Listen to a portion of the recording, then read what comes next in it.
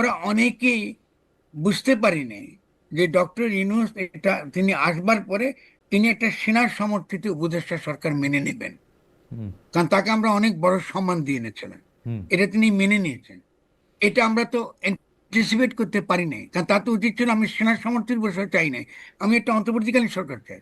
এবং যে অন্তর্বর্তীকালীন সরকার একটা নতুন গঠনতান্ত্রিক প্রক্রিয়া শুরু করবে, এবং তার কিভাবে করতে হবে তার ফর্মুলা আমি বারবারই প্রথম দিন থেকে দিয়ে এসেছি।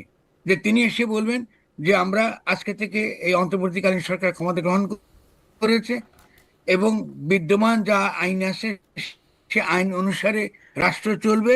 শুধুমাত্র যে সকল আইন আন্তর্জাতিক আইনের সঙ্গে সাংঘর্ষিক, এগুলো বাতিল হয়ে যাবে।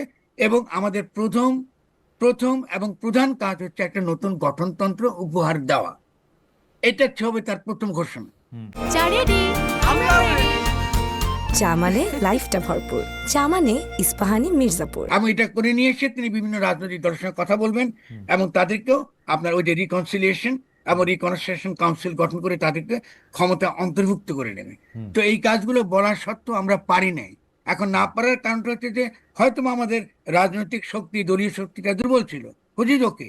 কিন্তু আমরা তো একটা অভিজ্ঞতা যদি এখন গেছি, এখন তো আমরা চিন্তা করতে পারি যে আমাদের নির্বাচন আমাদের সমস্যার কোনো সমাধান করবে না, এবং এটাকে বিএনপিকে বুঝতে হবে। বিএনপিকে আমি সমালোচনা করি এই কারণে যে আমরা চাই বিএনপির মধ্যে হুঁশ আসুক, এবং আমরা একটা গণপরিষদে একটা নতুন গঠনতন্ত্র প্রণয়নের প্রক্রিয়া আমাদেরকে যেতেই হবে।